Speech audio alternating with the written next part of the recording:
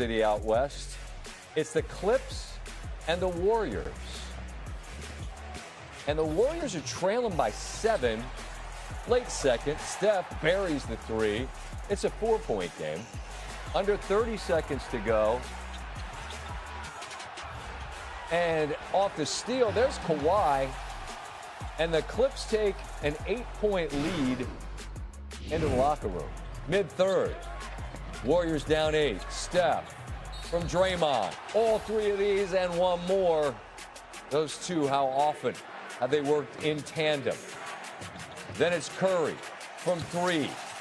Again, 16 in the third. Warriors down 5. Curry, step back. Cash. Out of his mind. But then, late third, right back at you. Nude at the top of the key. It's Benedict Mathurin.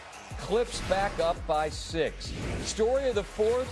Well, there are a lot of them, including the vet in the corner, ready to catch and shoot. Who's that? That's Al Horford. How about 4 triples in the third? It's a 5-point game. A great find in the corner, and then watch Al replace the man that just caught the pass. That's Santos back to Horford. Another 3. It's a 2-point game. 3 is the deficit. Santos down the lane, and it's a 1-point game. Under 3 to go. Warriors trailing by 1. Check that. Up 2. It's Horford again. And now the Golden State lead is 2. It's a tie game. Curry. Unbelievable. How often have we seen this man refuse to go away? Greatest shooter who's ever lived. And he buries that one when the Warriors had to have it. Jimmy Butler can't do anything but smile.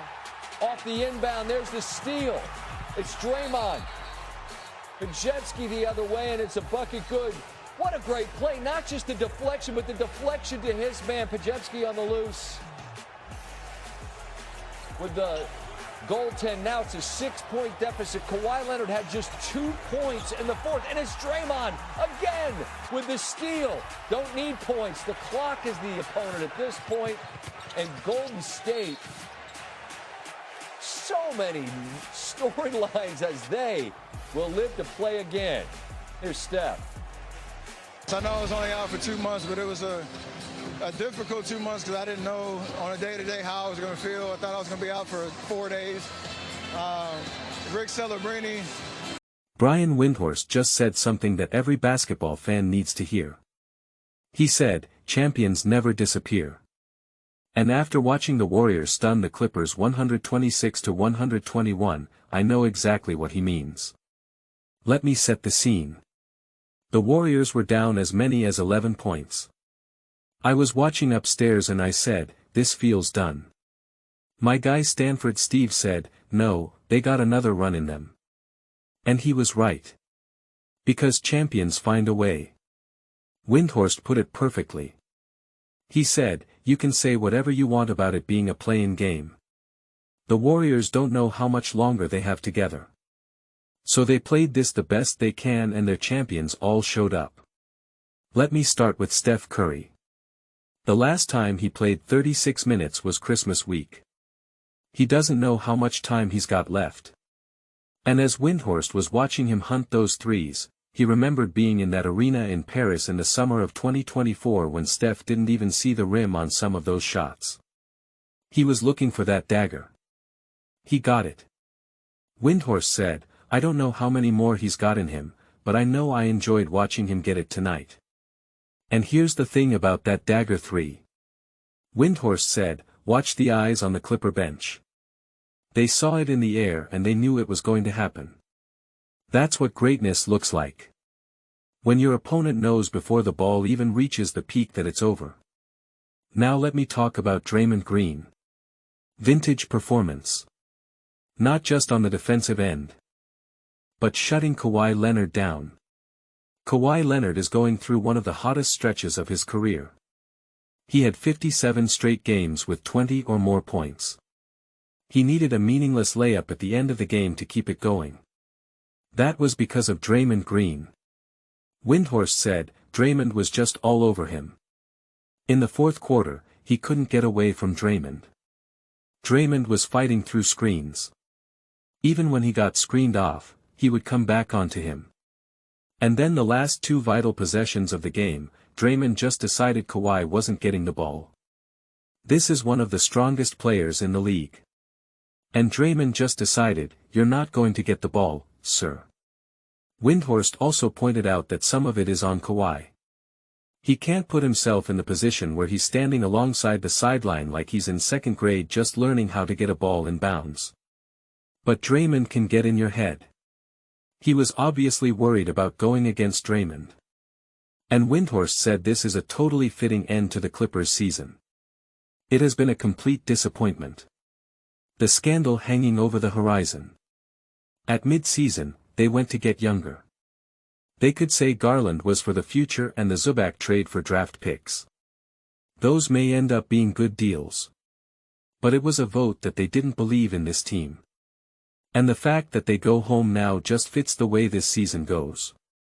And by the way, they may not have popped champagne, but they cracked a beer in Oklahoma City. Because OKC has their draft pick. That pick will now be no worse than 12th. They drafted Jalen Williams at 12 with the Clippers pick. And now they're going to get another lottery pick because they're still paying off the Kawhi Leonard trade. Rich get richer. Now let me talk about Al Horford. Windhorst mentioned him as well. Multi-time deep runs in the playoffs. A champion. Showing up when it mattered. He doesn't know. This could have been his last game for all we know. And he hit 4 threes in the fourth quarter. At 39 years old. That's not just a role player.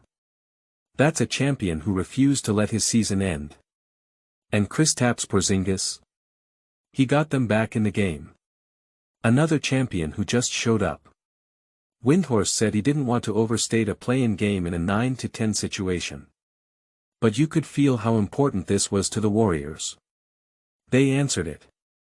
And they get to play again on Friday. And he said to the Suns and to anybody that has a chance to watch the champions go. I don't know how it's going to end, but I know they're going to go out trying to play like that. Steph said after the game that he thought he was going to be out for 4 days. It turned into 2 months. He thanked Rick Celebrini and all the doctors who helped him get through it. And he said, "I just love to play basketball." When asked what it's going to take to beat the Suns on Friday, Steph said, "The same resiliency. You got to be able to withstand the runs and STEPH. in it emotionally. It was back and forth the whole game. We got over the hump the last 3 minutes. Just try to find a way to win. That's what champions do. They find a way. Steph Curry is the best point guard ever. And Brian Windhorst knows it. The way he hunts those daggers. The way he wills his team to win. The way he plays 36 minutes on a knee that probably shouldn't allow it. That's greatness. That's why he's the greatest shooter who's ever lived. And that's why the Warriors are still alive. Alright, let me wrap this up with some questions for you. Drop your takes in the comments. 1. Is Steph Curry the best point guard of all time, or is Magic Johnson still number 1? 2. Was Draymond Green's fourth quarter defense on Kawhi the best defensive quarter of his career? 3. Can the Warriors beat the Suns on Friday and make the real playoffs? 4. Is this the end of the Kawhi era in LA? I'll read the best comments in the next video. Smash like if you think Steph is the best PG ever. Hit subscribe if you believe the Warriors can make a run. And comment your prediction for Warriors Suns right now. Let's go.